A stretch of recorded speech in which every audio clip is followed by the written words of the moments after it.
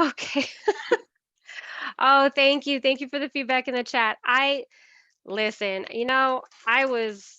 I had a pretty good track record going this year, but let it be the last webinar of the academic year that I wouldn't have technology working. Oh, thank you, everybody. Okay, so just to really quickly recap, because I don't know what y'all heard. Welcome. We're talking about car shopping today. This webinar is being recorded. You can come back and listen to it. Check out our website, financialliteracy.psu.edu, to access this recording and all of the others that we've had throughout the course of this year. We also have webinars coming up during the summer session, starting on May 16th, 17th rather. That's that next Tuesday, 2 Tuesdays from now at noon. We're talking mortgages. So financial literacy and all the work that we do here does not stop just because the semester ends. So I just want to kind of put that plug in there. If you're here from the SMEAL Ethical Leadership Challenge, I've got your QR code coming up at the end of the session. And I think, yeah, that's it. That's all I wanted to cover housekeeping wise. If you've got questions, you've made really good use of the chat so far to tell me that my microphone wasn't working. So don't stop using the chat. If you've got questions, comments, concerns, send them through that way so that we can see them and kind of field them as they come up. All right. So let's start things off with a poll. I mentioned it earlier. I want to know, how are we all kind of showing up for this presentation today? Are we seasoned car shoppers? Are we just gearing up to make our first purchase ever? Kind of where are we in this experience? So it's 5 questions, a little bit more, more questions than I normally ask, but I want to get a good sense of our experience as a group here. So first, let us know, how did you arrive, your affiliation with Penn State? Are you a student, an undergrad student, graduate, alumni? Are you a parent, a staff, or a faculty member? Maybe you're not directly affiliated with Penn State. Let us know there. And then, what's your experience been like with car shopping? Have you bought a car before? Was it new, used, leased? What was that experience like? And then in terms of the presentation, what are you most interested in? What do you want to learn more about? A curiosity that you have? You have kind of an option with that last question to check a few boxes. So let's see what we're all thinking here. And then we'll debrief. I'll give you about 30 more seconds or so. And I'll say, just from my, on my end of things, I have bought a car before. I've actually leased a vehicle immediately, well, pretty soon after college. And then I made my first full purchase of a vehicle back in 2018. All right, so that's kind of my story. And my plan right now is to run my car straight into the ground. I don't want to have to think about buying another car for many, many years if I can help it. I'm really hoping I can, join the Merlin 200,000 mile club with this car that I just bought a couple of years ago. So fingers crossed on that. And I'll say that my experience in buying that car, I thought it was average. I'm not singing praises about it, but I thought it was fine. Certainly it wasn't a bad experience. All right, we've got about 84% of attendees having given feedback. I'll give you like 5 more seconds if you're just trying to get that last question answered, and then I'll share out the responses so we can kind of see who's here today. All right, let's take a look at that. So mostly undergrad students, welcome. Seriously, hope you're hanging in there with finals. We've got some grad students, some alumni, parents, staff, and faculty, a nice blend of everybody. So hopefully we're coming with varied experiences here. About half the group says that they have bought a car before, with the other half saying no. All right, so a nice even mix there. And in terms of the purchases that we did make, those of us who have bought a car, most of us report that we've bought a used car. So we've got some experience, mainly some experience with the group on buying a used car, and just a little bit maybe on buying or leasing a car, a new car. Okay. And then some of us said not applicable, and I'm just assuming that's because we haven't bought that car, right? Those are those NA folks. And in terms of the experience, I'm actually pretty grateful to see that nobody reported they had a horrible car buying experience. Most of us have said it was average, kind of like myself. And then some of us said it was something else. It wasn't great, it wasn't average, and it wasn't horrible. So I'm kind of curious to know how you would define that experience. If it doesn't kind of fall within one of those three buckets, please utilize the chat. Send us a quick sentence or two about what went down. Was it a scary experience? I don't know, maybe we would categorize that separate from horrible. It wasn't bad per se, but it was anxiety inducing. Kind of what does that other mean to you? And then in terms of what we're interested in as a group, everything. It looks like everything. Car loans, insurance, negotiating a price, getting a good deal, buying new versus buying used, kind of weighing those pros and cons. All across the board, we've got interest, which is good because this presentation deals in everything, all of those different topics there. So you should get a little bit of everything that you're looking for here today. I'm going to circle back to the chat really quick. We've got a message here. Oh, interesting. So some feedback on my poll. Thank you so much for that. I appreciate it. Okay. All right. Well, so let's get into this. Car buying is a really exciting time, and I think a lot of our lives for the most part. If it's under good conditions, buying a car is pretty exciting, right? Under like emergent situations, my car broke down, something terrible, catastrophic happened to it. The pressure might not feel so good, and car buying might not be such a great experience in that kind of example. But generally speaking, it's exciting. And it's a major financial decision, one that is going to undoubtedly impact a few areas of our financial lives. Buying a car is one of the most expensive purchases many of us are going to make, second to a home and some other larger, big ticket items. So, just like we carefully consider the cost of home buying, if that's going to be one of our biggest purchases in life, we're going to take our time to find the perfect match. We're going to consider all of our options and all of the costs. We're going to be really calculated with that kind of purchase. The same applies for buying a car. We have to be just as deliberate in our approach, the lead up to and execution of buying a vehicle. So, again, if you've gone through this process before, share your tips, your tricks, your cautionary tales in the chat as we go along for those who haven't, because remember, we do have that even split. Half of us have bought a car, half of us have not. So there are half of us here who really have, I believe, some wisdom to share with those. And I love the cautionary tales, right? We do the best we can until we know better. And then once we know better, we do better. Let's give that information to the folks in the chat, right?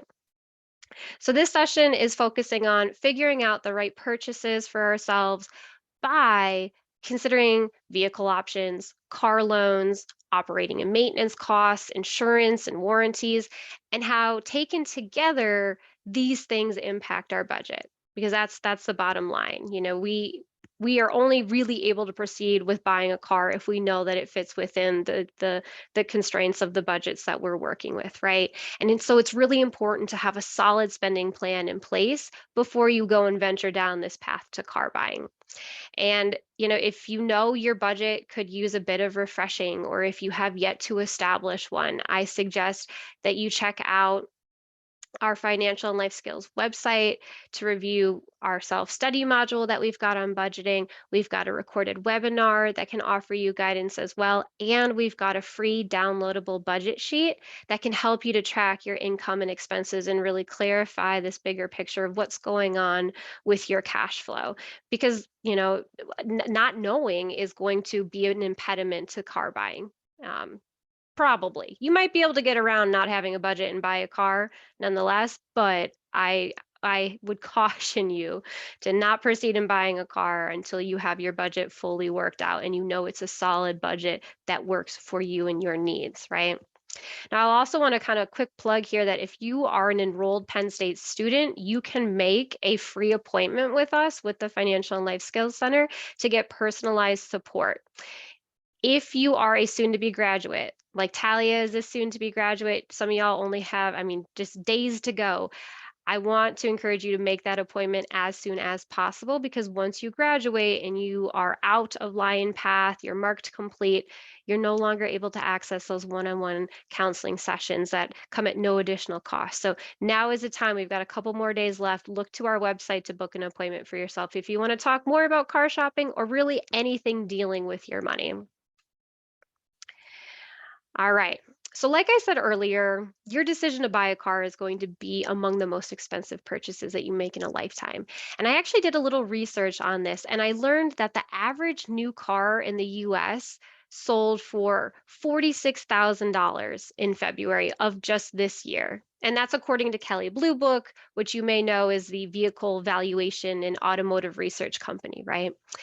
And I bet I bet that you've heard car prices are remaining historically high. I think that's all over the news nowadays. Even still, for me, I look at $46,000 as an average car price nowadays, and I'm taken aback. That's a big number to me, truly. But I get why consumers are paying top dollar for vehicles nowadays, right? Among the myriad of challenges caused by the pandemic, car companies were struggling to build vehicles. They were forced to stop or reduce production due to health concerns, due to COVID and supply chain issues. So, naturally this left car dealerships with less inventory. And I see that now. I was just at the dealership the other day to have some work done on my car, and I looked through the lot and I thought, where are all the cars? Where is all the inventory, right? And with less inventory, that means fewer options for us and higher prices as consumers. And that kind of scarcity can leave us feeling pressured. Seriously, just pressured to act fast, buy quickly, which may in turn leave us struggling to make our car payments. If we kind of have a half-baked plan and we're really not super confident that, yeah, I can afford this payment or this is the right car for me, we might find ourselves in a bit of a predicament, a month or 2 months or a year or more down the road and regretting our purchase. And I don't want anybody to feel like they're in that kind of position. So we have to be careful, calculated. We take our time. Unless something catastrophic, like I said, has happened to your car, a tree fell on it, or it's totally kaput, you should have plenty of time to make a car buying plan long before you visit the dealership. Now, the next time, and I know that this personally happens to me, the next time we see a car driving down the road and we start to feel a little bit of envy or serious interest, and truly, I sometimes get like color envy of the car I bought, but like in other colors, like, oh, if I had just got that one red color instead of the silver that I have. When we start to feel that kind of envy or interest in a new car, there's a lot of new cars coming out nowadays. Our first instinct should really be to consult our budget and do market research so that we can steer ourselves to a good deal on whatever vehicle is in question. And it's important to figure out with that research the true and total cost associated with owning and operating a specific car. And knowing then that specific cost, we're able to compare this to our budget and determine whether, it's an affordable cost relative to our income. We want to make sure that we're not living beyond the money that we have in the bank account each month. So your owning costs are going to include the initial purchase price, the sales tax, financing costs and interest over the life of the loan, registration and title cost, emission inspections in some states, insurance and warranties, maintenance, and even storage costs in some cases. I used to live in Chicago. If you've been in my other webinars, you've probably heard me say that. And there's not a lot of parking in Chicago. And so to park, there was a lot down the street from my apartment where you could pay $150 a month to park your car. Or you could buy a city sticker and park on the street, but street parking was really hard to come by. So then, you kind of, it can be costly, right? And so all of that kind of factors in. Your operating costs include gas, oil, fluids, washer fluid, and otherwise, parking, tolls, unexpected repairs, and possibly even tickets. And again, as somebody who lived in Chicago, parking enforcement is big there. I definitely gave more money to the city of Chicago in parking tickets than I wish I would have when I was down there for school and after graduation. But, we have to take that into account. What are all the possible costs? And how are they going to incur weekly, monthly, and yearly? We have to look at that taken together relative to our budget. Very, very important. Now, ultimately, the car and your financial investment, it's got to be the right purchase for you and your personal needs, of course, right? And so I'd encourage you to consider asking yourself these questions before making any decisions. First and foremost, should I buy a new or a used car? where is the best place to finance my car purchase? And in that, keep in mind that unless you plan to pay for the car in full, you will need to finance the car over time with a loan or a lease. And so financing increases the total cost of the vehicle because you're paying for the cost of credit, which is interest and other loan costs. That's all in addition. So that vehicle is going to cost more if you're not able to pay for it in full upfront. Also ask yourself, should I take a low financing rate or a low rate financing plan, I should say, or should I take a rebate option if one is offered to me at the dealership? And you've probably heard these terms come up in car commercials, car manufacturer commercials. I know I hear them when I'm watching TV. So let's break that down really quickly here. A car dealership may offer you a really low rate financing plan. Could be as low as 0% APR. I know that's something I hear a lot in the commercials, right? 0% APR financing. A dealership may offer you that, or they may offer you a cash rebate. But rarely are they going to offer you both, right? These are kind of money saving options, but rarely are they going to offer you both, which is always so true with coupons and special offers, right? You can never combine them together. But keep in mind, each of these options can help you save money. So you'll have to kind of weigh the pros and cons of each as they fit within your financial picture to figure out, well, which is the best for me? Which should I elect, if any? So typically only folks who are considered well qualified, meaning that they have excellent credit, they have an excellent credit score, are going to be offered that really low financing rate, something like 0% financing. And in accepting that option, these folks may be able to use, on the advantage of it, if somebody accepts that 0% APR financing, they may be able to use or invest the cash that they would otherwise pay towards the loan interest. So they're saving money in that way, and that money can be repurposed for something else, right? Now, on the other hand, rebates are usually provided by the car manufacturer and they're applied as a down payment unless you already have cash for a down payment, in which case the rebate could just be sent back to you in the form of a check. And it actually, in some states, the rebate may actually be deducted from the car's sticker price, which is going to lower the amount of taxes that you end up paying on the vehicle overall. So that could be a benefit to you. So you'll have to decide like which is the best option for me, if any, given my financial situation, given all things considered, how will I proceed here? I should also note that college students and recent grads typically will get a special offer out there. I know with my first vehicle, I think I was offered, it was a $500 credit, a $500 rebate, I should say. But keep in mind, a lot of these special offers, they apply to new cars only. So if we know we're in the market for a used vehicle, some of these kind of special offers are not, they're automatically not available to us. And so we have to kind of keep that in mind, right? How is that influencing our decision whether we want to buy used or buy new, financially speaking, right? Now, also ask yourself when you're going through this decision making process, do I have enough money saved for a down payment? How much can I afford on my budget in a monthly payment? How much in total cost am I willing to pay? Does my purchase follow the 2010 rule in debt management? So that's down here on the bottom of the screen, this 2010 rule. And that rule, it's not a hard and fast rule. It's kind of a rule of thumb, a guiding light here, and it really just suggests that total debt, like my total debt or your total debt, should not exceed 20% of my net income. So total debt would be, my car loan, my student loans, my credit cards, all these things taken together ideally should not be more than 20% of whatever my net income is.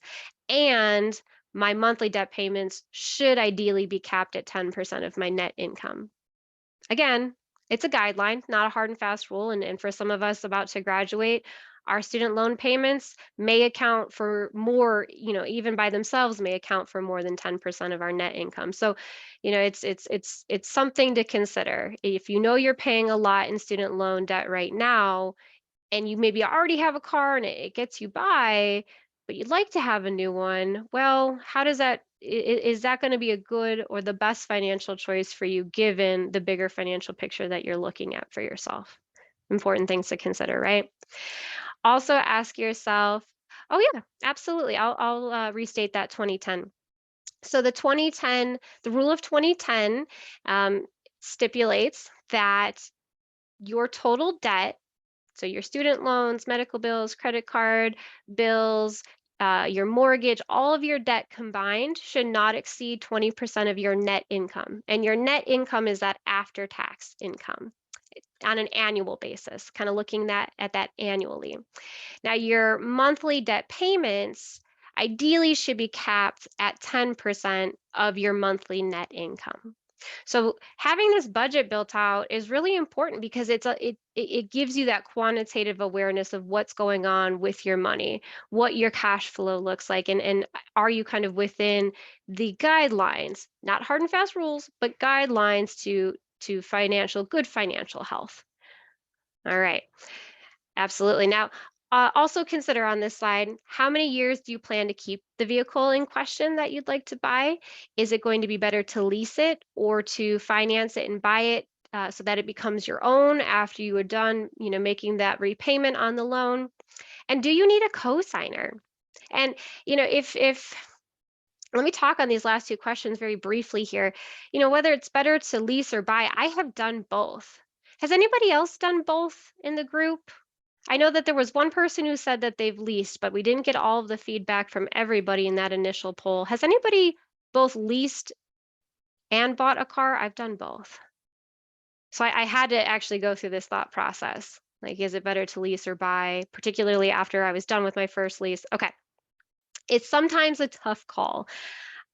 Typically, when we're looking at the options, buying typically involves a higher monthly cost, which is why I ended up leasing my first car out of college, right? Because buying would have led to a higher monthly cost.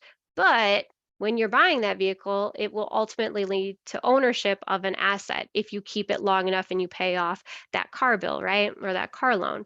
On the flip side, leasing is generally going to be a lower cost each month.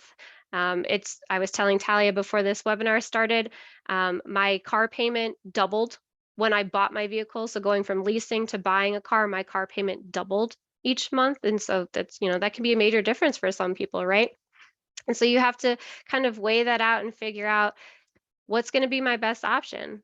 Now, leasing a car might give you lower payments month to month, but also kind of keep in mind that you may find yourself in a cycle of never-ending car payments if you're always leasing. If at some point, you get into car buying and you buy your car and you pay off your loan, that car is yours and you're not making payments on it anymore. You own it outright. But when you're leasing, you're always making payments on every car that you have. And so how does that work out for you in your personal financial profile? Something to consider. And with needing a co-signer, you may need a co-signer. Even if you've got income and you've got the savings to pay off the car loan, you can afford it, you may still lack enough credit history to be approved for the loan or for a decent loan rate. And in that case, you'll need a co-signer, which could be a family member or a friend. It's going to be an individual who will be on the hook for the bill should you fail to pay.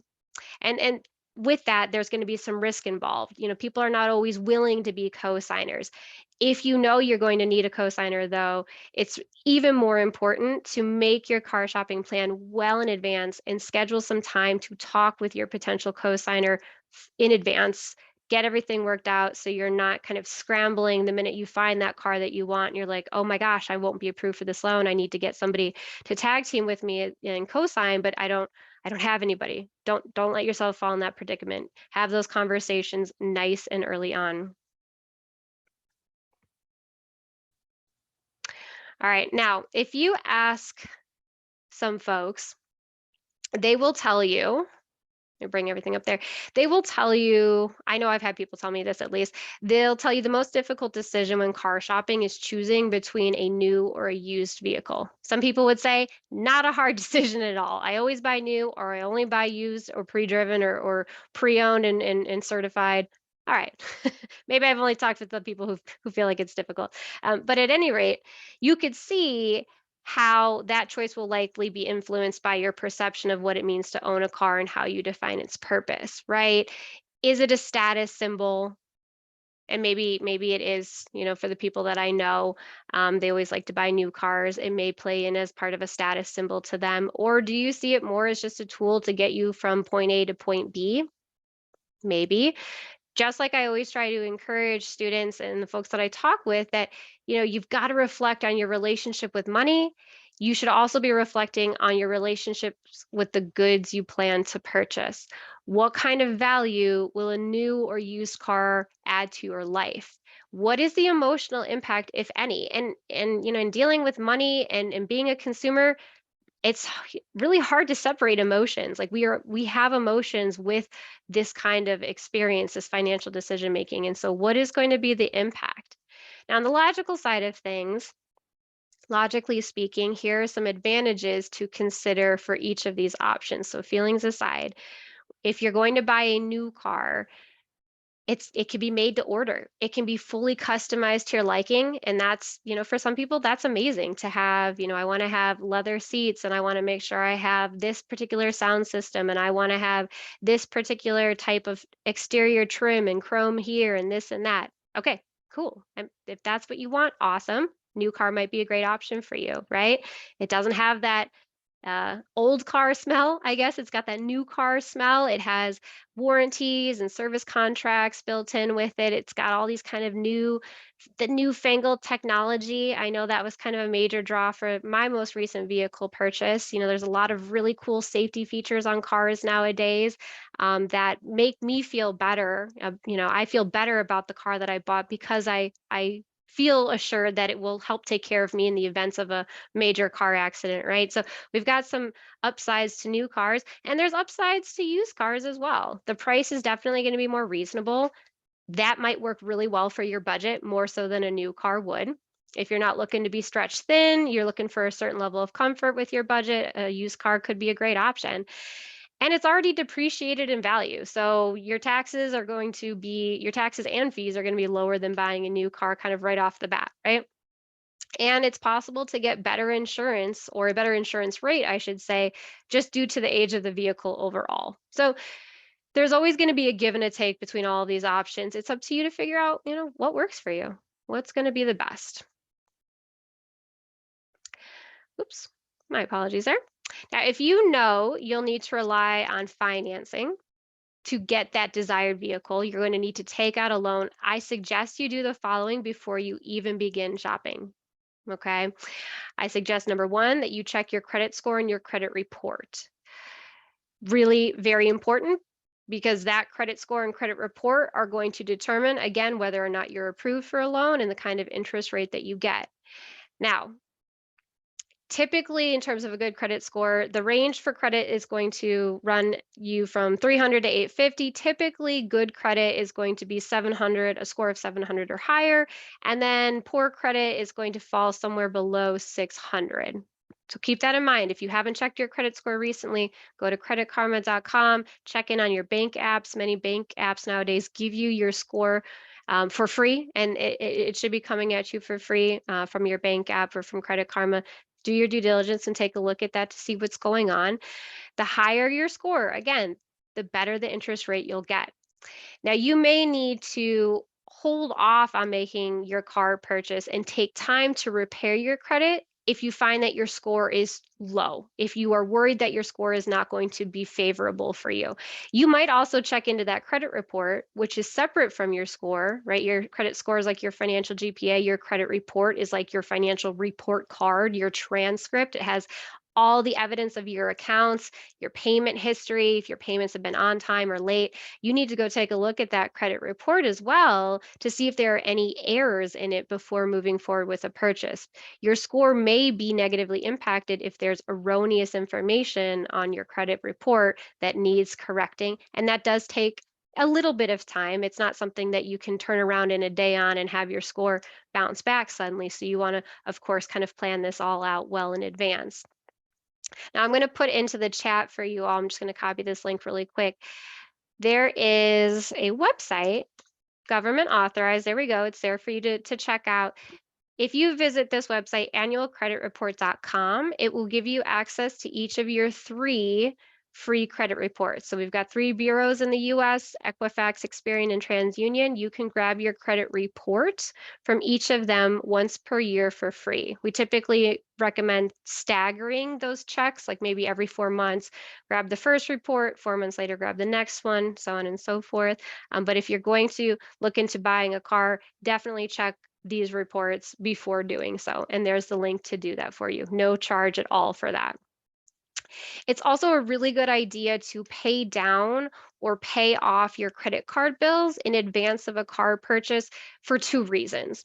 Number 1, lowering your total amount that you owe on your credit cards is going to improve your credit score. If we are overutilizing our credit, if I have a credit card with a $1,000 limit and I've spent $900 on that card, I've used way more than what's recommended, and that's going to negatively impact my credit score. A nice comfortable limit that we can set for ourselves in terms of using our credit cards, try not to spend more than 30% of your credit limit. So if I have that credit card with a $1,000 limit, I'm not spending more than $300 on that card at any given time if I can help it. Or if I have to make a bigger purchase, I'm paying it down right away, right? So that it's not hurting my credit score in an unfavorable way.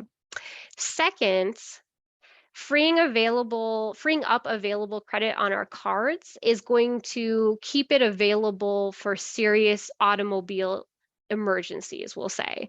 There will be times when you get a flat tire or something crazy happens on the highway and you need cash right now, right? But maybe you don't have enough money in your checking account, and so your debit card is just not going to get by for you, and you need to lean on that credit card. Well, if you've already maxed out your credit card, it's going to be declined on a big purchase if you don't have the space for it. So keeping that credit card balance nice and low is going to make sure your card's available in case of an emergency. All right, I want to check really quick. We got a question coming through the chat. If you do, but pay it off, that doesn't matter, correct? If you could, I'm not sure exactly what that was in reference to. If you could restate that question, I'm happy to answer it, but I want to make sure I'm understanding exactly what you were asking about there. Now, I know credit for some of us is a new topic or it's a pretty beefy topic. I will encourage all of you, if you do have more questions about credit, we've got a whole module on credit cards and a separate module on credit scores on our website that you can check out to do a little bit more learning for yourself, because there's a lot to know. Okay, so the question was, if you charge a lot but pay it off monthly, right, if you're paying off, even if you're making big payments, but you're paying off that bill in full each month, you're not, your credit's going to be okay. It shouldn't take any kind of major hits. If the card companies, or I'm sorry, not the card companies, the credit bureaus, they want to see that even the credit card companies too, right? Anybody who's checking our credit, they want to see that we are responsible with our money, that even if we're making big payments with our credit cards, we are able to afford the bills when they come due because we're financially responsible. We're charging things that we know we can pay back. That's the point. And that having that kind of healthy behavior is going to reflect in our credit score. Excellent. Good questions. All right, now once you are sure that your credit report and score are in good standing, it's time to start looking for your car loan. If you know you are not paying in full upfront, right? Going to have to finance. Now you can coordinate this effort with your hunt for a new or used vehicle if you plan on getting financing through a dealership. So for example, when I bought my Honda a few years ago, I financed it through American Honda Financial. So I handled all of the finances right there at the dealership. But my partner, on the other hand, he financed his used Subaru through his local credit union. So he needed to coordinate with his credit union on the loan separately before the purchase could be completed at the dealership. So he kind of had to do, he's making some phone calls, having to kind of bounce around back and forth between the credit union and the dealership. But everything worked out just the same. So you kind of have to decide, well, where am I going to go to seek out this financing for myself? And I'll speak a little bit more to that in a different slide. But at any rate, as you compare car loans and you're comparing rates, it's really important to understand some of these terms that you're going to encounter, and you see them on the screen here. So your annual percentage rate, that's your APR. This is referring to the interest rate that you'll be charged as a measure of the cost of the credit. So this is what you're paying as a, towards the cost of the loan, and it's expressed in a yearly rate. 5%, 10%, 14.3%. It's going to vary depending, of course, on your credit score, right? How favorable of a score you're going to get for yourself. Now, the length of the loan, I think, is a little bit more straightforward in terms of a phrase here. It refers to the number of months or years to pay off the loan. Could be 48 months, 60 months, 72, 84 months. It's going to vary based on what you choose the terms to be, or kind of work that out with the dealership, or work that out with your lender.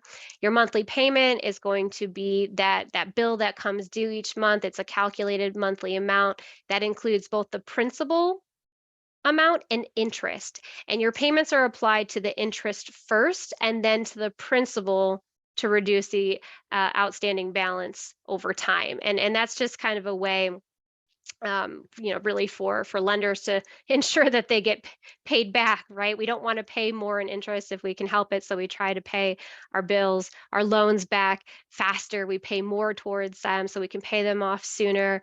And that's we talk about this in terms of amortization. And so if you're looking to get a picture of, well, okay, I want to buy a car for $15,000 and I want to pay it off in 60 months, and here's my interest rate, how much am I going to pay overall?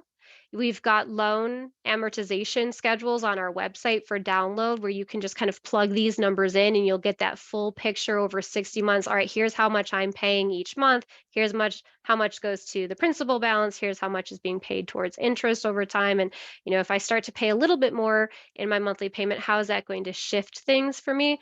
We've got that tool on our website that you can download and check out. Now, your total cost of the loan, that's the sum of all payments over the terms of the loan, your interest and your principal, right? And then the total finance charge, that's the interest cost to carry the loan to term. So all charges included there, right? All right. Yes. So great question came in here. Can you compare and contrast the advantages and disadvantages of local credit union and dealer financing? Any other options to be aware of?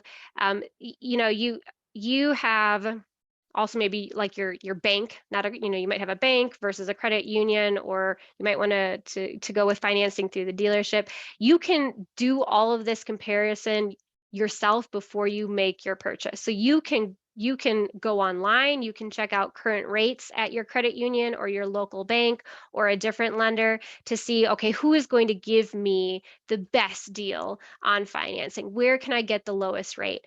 And I ended up financing through the car, through Honda, because that was where I was getting the best deal. That's where I was getting the lowest interest rate, all things considered, for my personal financial picture. But I looked first at a couple, at my own bank. I've got a bank and I've got a credit union. I've got a couple of different financial institutions I work with. I looked at all of their rates as well to kind of see, well, who's got that best option.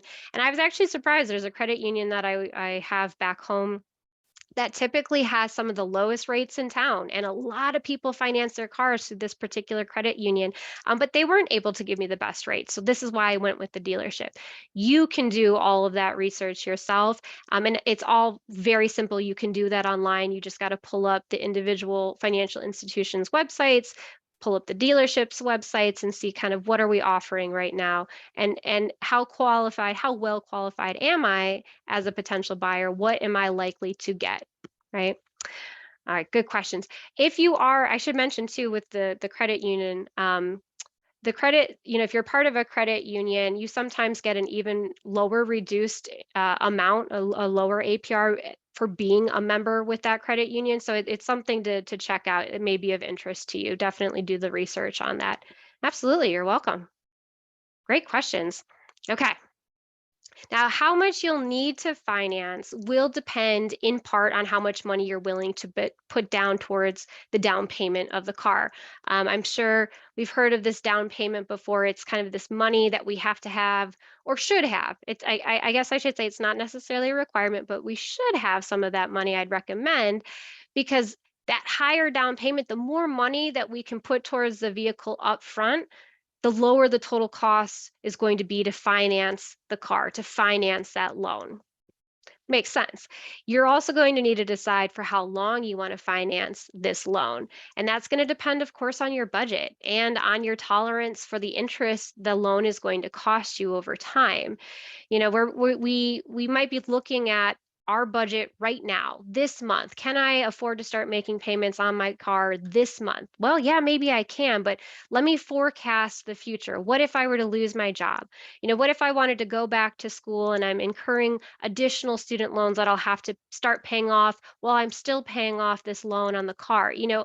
Try to think about, scenario A, scenario B, scenario C. What is going to work for me in as much as I can anticipate will happen in my financial life now and over the course of the loan of the vehicle. Really important considerations, right? Now, also keep in mind the longer that you pay, the longer the term is on the car loan, the more interest you're going to pay. So if you're looking to reduce those interest costs, a shorter term or paying more towards the bill each month than is what the minimum payment is, those are the ways that we're going to reduce the cost of the loan over time. I think that this is a good slide to mention this idea of being upside down on a car loan. You may have heard about somebody being upside down or underwater on a loan or a mortgage. What does that mean? It's maybe not entirely clear, particularly if we say underwater, like what's the analogy here? How does this work? Well, let me explain. If you are upside down or you're underwater, it means that you owe more for the car. We'll talk about this in terms of cars. It means you owe more for the car than it's worth. And that can sometimes happen if a person buys a new car without making a down payment, or if they opt for a low, easy monthly payment, but they're stretching that payment out over like 72 or 84 months, which is, that's several years. So let's say, for example, if your car is worth $15,000, but you owe $18,000 on the loan still, you're upside down by $3,000. And now if you want to get rid of that car, you'll not only have to sell it or trade it in, but you're going to need to pay the lender that $3,000 that you're upside down on. We call it having negative equity. On the flip side, if you owe less than your car is worth, you have positive equity. Your car is an asset to you. Most cars are going to depreciate about 20% in value after the first year and about 60% in value by year 5, which is really important to keep in mind when we're determining our ideal down payment, the terms of our loan, and kind of, how long we expect to have this vehicle. What are some of these future plans we have with it? Is this going to be a vehicle that I have for 5 years and then I trade it in for something different? Or am I going to be like Sarah and I'm going to try to have this car for the next 15, 20 years and run it straight into the ground and it won't drive anymore, right? Kind of how does this all play together? It's really quite important to consider. All right, now as a consumer, you are protected. Just some other important tidbits of information to know here. As a consumer, you are protected under the Truth in Lending Act of 1968. Perhaps you've heard of it. It's a U.S. federal law designed to promote the informed use of consumer credit by requiring disclosures about terms and costs to really standardize the way that costs are associated with borrowing are calculated. So it's really just requiring lenders to provide you with the loan cost information so that you can compare the various types of loans. So to the question earlier, can I do this comparison shopping? Yes, you can. You are legally entitled to be able to do so and to weigh your options out there, right? Now, in addition, another piece of information I want to tell you all about. Each state has what it calls a lemon laws, quote unquote, and these are laws that protect buyers from buyers of new vehicles from being given or being sold defective vehicles. So if you've ever heard, somebody say, "Oh, my car was a lemon," or "He sold me a lemon," this is what we're talking about. The car is defective in some kind of way, and there are laws preventing dealerships from doing that, from kind of engaging in these shady selling practices, right? If you are planning on buying a new car, it's important that you investigate the lemon laws that are applicable in your state. And depending on where you're coming at us from or where you land after graduation, that may vary from Pennsylvania. So, again, it's just another thing to research. Research is the name of the game when getting prepared to buy a car. All right. Speaking of preparation, let's review some steps that we ought to take as we're getting ready to make this purchase for ourselves. So, number one, know the difference between the invoice price and the manufacturer's suggested retail price. That's that MSRP you've maybe heard of before. So the invoice price is what the dealer pays for the car. The MSRP, or the sticker price, is what the dealer would like to sell the car for. MSRP is going to include those markup costs on the car. So just be aware of those differences. Excuse me. Number two, check the manufacturer's website for rebates. So we talked about rebates earlier. Sometimes you won't know about them unless you go and do the research yourself to see what's out there. Like, you may not have known that a lot of manufacturers will give rebates to recent college graduates or college students, right? Like, let's look into that and see what's out there. Military discounts. It's Teacher Appreciation Week, but I'm not sure if they're doing any teacher appreciation car discounts right now, but maybe, right? See what's out there that you could be eligible for. Very important. Research the dealer and check reviews. I think that's true for all areas of being a consumer. We want to make sure that we are working with trusted and respected. What am I trying to say? Dealers, sellers. We want to make sure that there's no funny business going on, but always take reviews with a grain of salt. There may be those times where one person just becomes so disgruntled and they leave just a horrific review, but that may have been an isolated circumstance, or it's not really representative of the overall selling practices of the dealership. Just let that be a factor to consider. Check your credit score. We've talked about that, and your credit history. Get your own financing if you find a cheaper interest rate. So, like I mentioned earlier, dealerships are going to offer you financing, but you don't have to finance with the dealership if you find a lower rate with your credit union, or with your bank, or a different credit union or a different bank that maybe you don't currently bank with, right? There could be other options out there. You are not bound to the financing offered by the particular dealership or manufacturer. Think about when you're going to buy your car. What's the critical time? People will say either at the end of the month or the end of the year could be a great time to buy a car. Dealers sometimes are worrying about carrying. Now, this is like pre-COVID times. Dealers are worrying about carrying inventory on their lots because it costs them money to maintain that inventory. So you might get a better deal at the end of the month or end of the year. I know I bought my car on December 28th. 2018. So I was trying to get hooked up with some of the end of year clearance sales, right?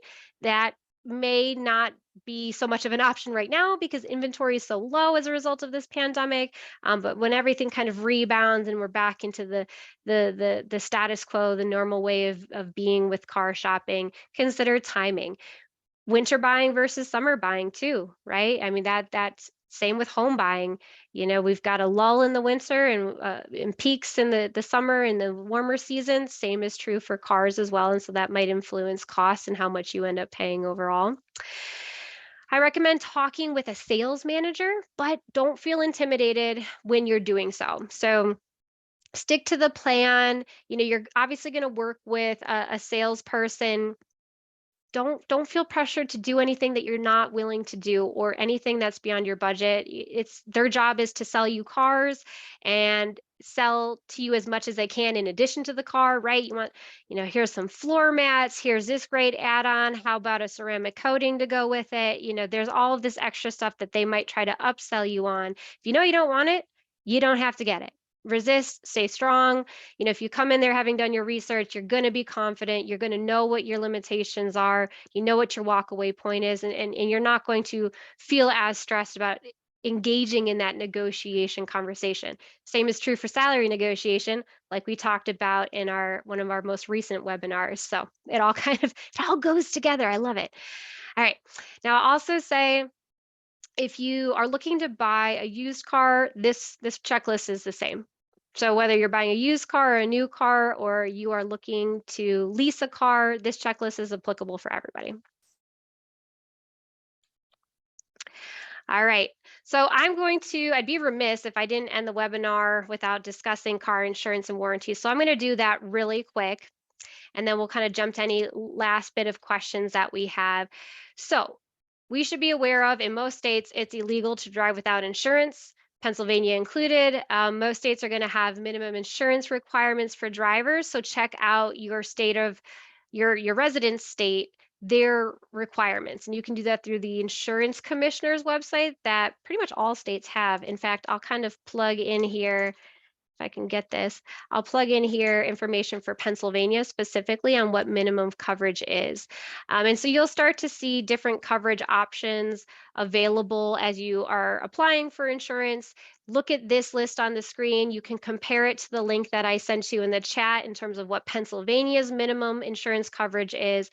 But there will be some elements of this insurance coverage you need to have, and some things that are just kind of extra and not necessarily required to drive legally in your given state, but may just be nice to have. And how much coverage you decide to carry with insurance is really based on your risk tolerance and what you could afford in the event of a car accident or a car emergency, right? Insurance is there to help offset some of those major costs. And so, if you know you need it, get it for yourself, right? It's important to understand how insurance rates are calculated for folks. So how much you're going to pay is based in part on how old you are, your driving habits, your marital status, the type of car that you have, where you live, your driving record.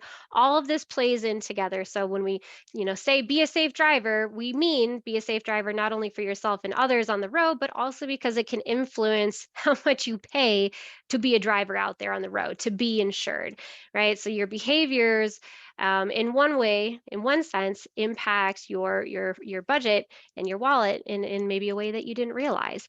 I also want to point out here, just very quickly, when you submit an application for car insurance, the insurance company is going to pull what they call your insurance score, and that's going to be a score that's influenced by your credit score. That your credit score is factored into your insurance score. And so a person with a lower credit score is naturally going to have a lower insurance score, which may cause a person to pay higher premiums each month, or be given reduced coverage, or be denied coverage altogether. So your financial behaviors with your credit cards, with your various accounts, how you deal with your money has bigger implications in other areas of your financial life that maybe, it didn't even seem that it would be connected, but it is. So let's always keep that in mind. I'll also point out here too, this idea about warranties, whether you're buying a new car or you're leasing a car, you're buying a used car, it's important to determine what type of warranties or extended warranties are offered, and if it's worth sinking more money into such services. As is implying that there's no warranty, or the warranty is implied. Some states do not permit dealers to sell used cars with no warranty, so you got to kind of check into that and make sure that what's being sold to you is legit. There are dealer warranties, manufacturer warranties. You may have heard 3 years, 3,600 or 36,000 miles, 10 years, 100,000 miles. There's these different warranties cover different types of incidents with your vehicle, and they're good for certain periods of time, and you may be able to add additional warranties for a cost for yourself. In fact, most dealerships are going to try to sell you additional warranties, and you have to know, like, hey, is that worth it to me? Is it not? Do I need it? Do I don't? What are you going to do, right? And make that call for yourself, because ultimately only you can. But these are just some of the considerations we ought to be making. All right. So there's evaluating the costs and benefits. All right. I guess I'll just give you this quick checklist, right? How much does it cost additionally? So talking about these warranties, do I need more of it? What does it cover? What kind of repairs? Do I have a lot of choice, in making these repairs? All really good questions that you would want to ask yourself before you opt into adding additional warranties or additional coverage for your car beyond what you just need or beyond what you feel comfortable with. So definitely ask yourself that. Research these questions before you make your final decision. Okay. Whew. That is a lot of information. Every time I look at this presentation, I'm like, holy schmoly. Let's get a really quick recap, right? Few most important points here. Buying a car, it's a major purchase. So you got to be calculated in your approach to it. You got to figure out the true cost of ownership, compare that cost to what's available in your budget. Make sure that, an added car payment is going to fit comfortably with your other expenses like your student loans, your rent, your bills. Take time to shop around, find the best car, find the best financing options and insurance for you. And like I said earlier, unless your car is completely kaput, a tree fell on it, or it's just out of commission, there's really no rush. So take your time in getting yourself prepped for this, right? Now, I think we do have a couple of quick questions in the chat that I'm going to come back to. So if you ask that question, hang tight. I'm going to get to it. If you have any more questions, if I can repeat anything that I've talked about or clarify, let me know. I'm happy to. I'm also going to go ahead and bring up the QR code right now for any of the SELC attendees that need it. And if you have to depart the webinar, I get it. I wish you the very best, right, as you close out your spring semester. Woo, woo. And I look forward to seeing you at our future webinars. The next one is on May 17th. And also, don't forget to thank an educator this week.